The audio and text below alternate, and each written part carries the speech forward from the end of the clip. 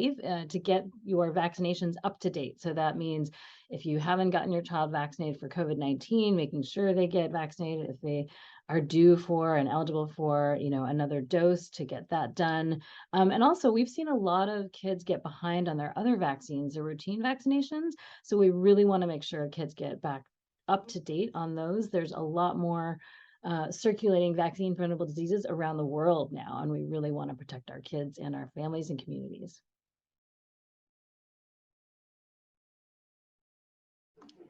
Any advice that you can give out to parents who are sending off their children to school to, I guess, so that children can stay safe?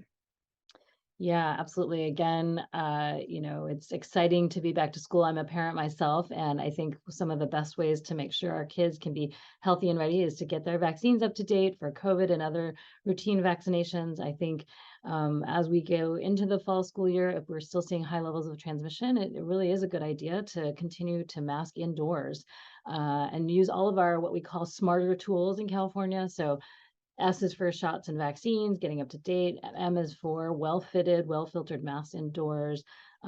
If people have symptoms, this is something we really need to do a better job of now. Like if people have symptoms, they should stay home. And now it's easy to get tested for COVID. And if you're not feeling well in general, it's best to stay home and rest and avoid infecting other people with whatever, infection you may have. And then indoor air quality is also really important, to be paying attention to what is your school doing about indoor air quality and ventilation. All these things are going to help with not only COVID-19, other respiratory diseases, but also air quality in general. If we do see any poor air quality this fall from wildfires or other things, all of those elements are really important at the school level too. And you mentioned that some children are falling behind on their other immunizations. So I guess, can you give a message out to parents about why this is important to, stay up to date with the children's other vaccinations? Yeah, absolutely. I think, as someone, again, as a parent and someone who has studied and been so impressed with the impact of vaccines, we've done an amazing job, eliminating many diseases. But we have seen now a case of polio in New York City, in an under-vaccinated area of New York's. And then we are now seeing measles outbreaks around the globe. And many people may remember we had a large California measles outbreak in around 2015, and it was largely driven and largely from people who did not get vaccinated. So we can see the resurgence of these diseases if we don't keep up our overall immunity and overall vaccination rates. And you also mentioned that children, is it recommended so to children to wear the masks back in class?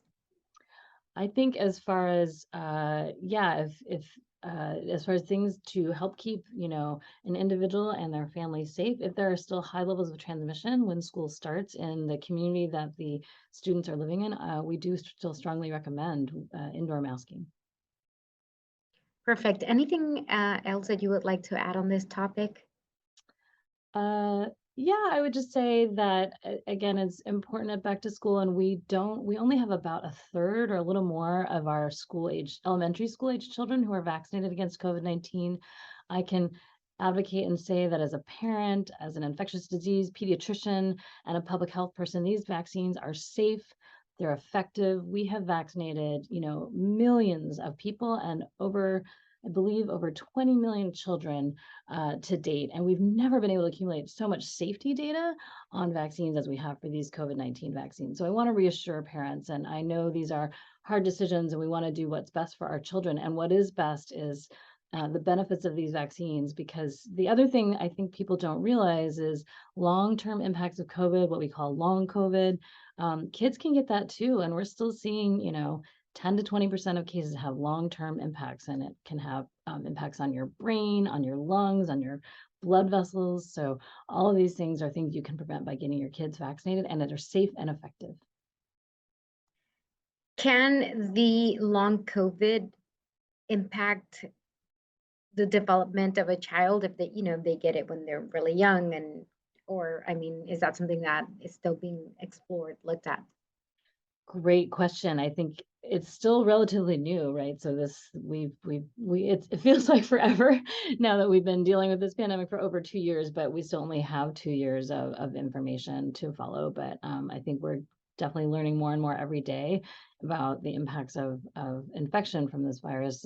But we still don't know, actually, we don't have great predictors on who will be that percent or case that has those long-term impacts and what those impacts are. So again, more and more data coming out of the people that do. There can be really um, everything from diabetes in adults. There's more coming out about strokes or having more other blood clots in other places in your body.